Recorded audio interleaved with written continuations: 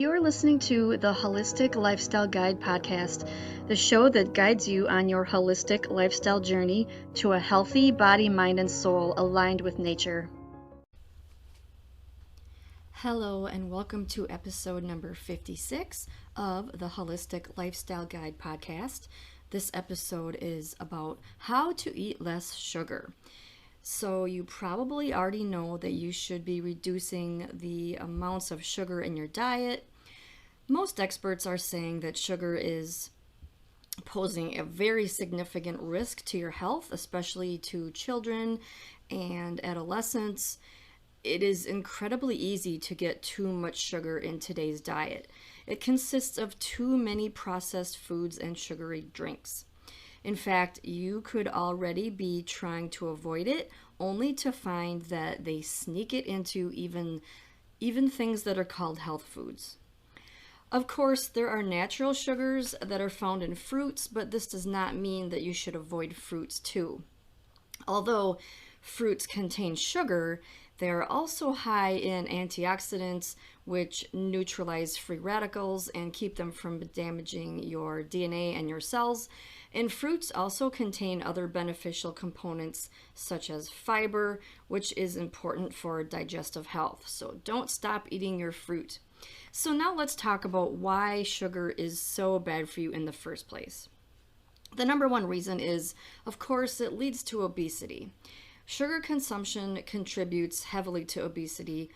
There are a number of ways in which this occurs, but to make it simple, when you eat sugar, the hormone insulin is released into your bloodstream. Insulin is needed to allow your body to store blood sugar in your cells so that the sugar can be used for energy when it is needed. However, when insulin levels are always raised in your bloodstream, the tendency is to gain weight. Another way that sugar consumption has been found to contribute to obesity is through leptin resistance. Leptin is a hormone that is supposed to be secreted when you have had enough to eat.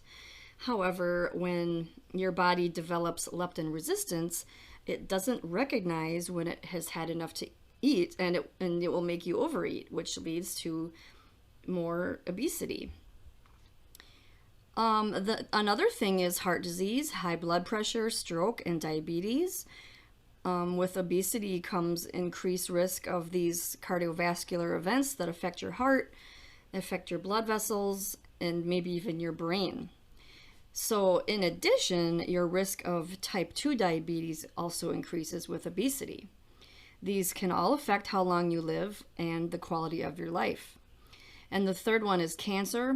At this time, there are no studies confirming that high sugar consumption causes cancer, but the other studies have demonstrated that certain cancers, such as those of the pancreas, the prostate, colon, and rectum, seem to be increased with sugar intake. Of course, this is the kind of thing where you don't want to take your chances. There's really nothing good about ingesting sugar, so you might as well learn how to control your sugar intake. And so next, I'm going to go through 6 of the best ways that you can control your sugar intake. So if you have a sugar addiction, listen up. These are going to be some easy tips for you to implement into your life so that you can eat less sugar. It's really easy to tell someone to limit their sugar intake, but even the best of us get caught off guard.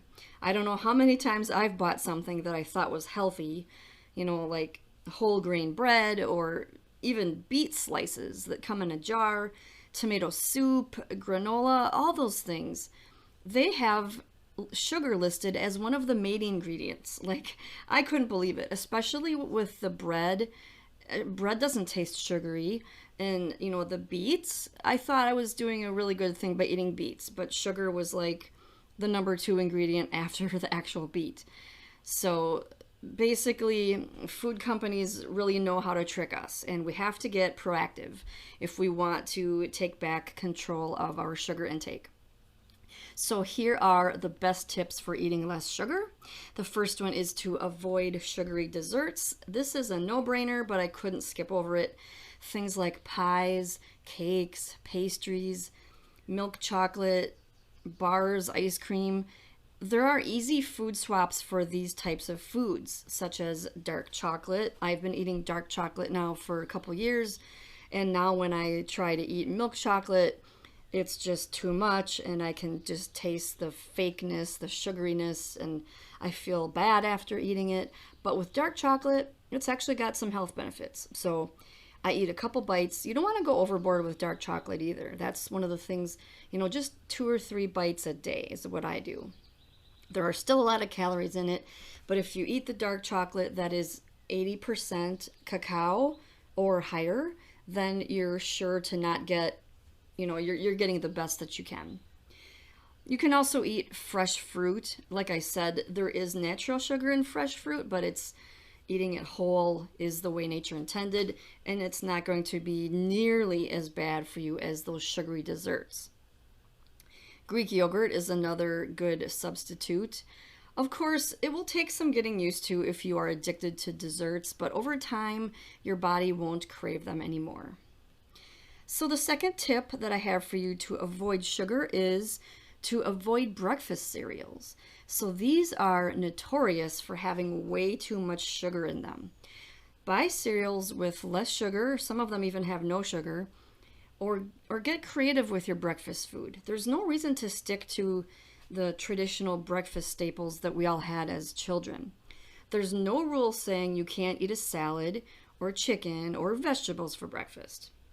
To me, breakfast is simply the first meal of the day. It's not just a small selection of categorized foods. So I never eat things like bacon and sausage and cereal for breakfast. I eat whatever. And so if you are still kind of in the mindset of, you want to eat cereal, there are healthy cereals. So the next tip, number 3, is to eat only whole fresh fruits. I mentioned this earlier, but this is a tricky thing. We've been conditioned to drink fruit juice or sprinkle dried fruits into our salads because it's easier and more convenient, but fruit juices do not contain fiber. The fiber is very beneficial, and dried fruits have even more added sugar. So always eat your fruit whole and fresh. This was something that I learned when I started eating salads regularly. I've been buying the dried cranberries, dried blueberries, and I was appalled at how much sugar is in them and how high it is on the ingredient list. Make sure you check your ingredient lists whenever you're buying anything. Like I said, even things that appear to be healthy, these food companies really don't care how much sugar they put in things. Natural flavors, that's another one. Natural flavors are not completely healthy. So make sure you're checking the ingredient list. And I've done a lot of work on the ingredient list. I have a video, I've got a blog post, I've got a podcast episode about that. I will put a link down below in the show notes for that because that is really important to learn about. Basically, that's one of the most important things, is to make sure you're checking your ingredient lists for the extra sugar. So the next tip, number 4, is to eat more protein and fat. So this is contrary to what mainstream nutrition has led us to believe. Fat isn't as bad as we think it is. It's definitely not as bad as sugar. Our bodies, especially our brains, need fat to function properly. So protein and fat, they keep us full so we don't crave desserts or sugary foods nearly as much. After I eat a filling meal of protein and fat, my sweet tooth, it pretty much can be satisfied with just a few bites of dark chocolate. And I've learned that the more time goes on that I do this, the more I don't ever crave sugary desserts, because you're full, you're getting all the things that you need, so you don't really need the sugar. Number 5 tip is to choose unrefined whole grain foods such as brown rice, whole grain bread, and pastas made from things like lentils and chickpeas. There's a lot of healthy pastas out there nowadays. So make sure that this is what to look for on your ingredient labels. The fiber content must be higher than the carb content. If your carb content is high, the fiber content must also be high. As I mentioned, some companies even put extra sugar in their bread, so one way to guarantee that you aren't eating sugar is to check the labels. And so I did mention food labels, but I'm going to mention it again because technically this is my last tip, is to read the food labels. And I also want to mention my biggest resource for learning about food labels, and that is a YouTube channel called Flav City. I talk about this a lot. I've done videos on this. The guy that runs it is called Bobby Parrish. He shows you how to read food labels properly. This is one of the best ways we can take back control of what we are putting into our bodies. So what I learned was the closer an ingredient is to the front of the list, the more of it there is. So if sugar is listed in the first line of the ingredients, it is definitely not worth buying. Sometimes I'll make exceptions if it's down towards the end, the bottom of the ingredient paragraph, but if it's in the first line, I don't buy it anymore. So in conclusion, if you take small steps to living a sugar-free life, you are really taking big steps towards good health in the long run. It can be done, and it is so worth it. So you can break your sugar addiction starting today, and you can look forward to a healthier future if you implement these 6 tips. That is this week's episode of the Holistic Lifestyle Guide podcast. Don't forget to join me next week for another episode, and thank you so much for listening.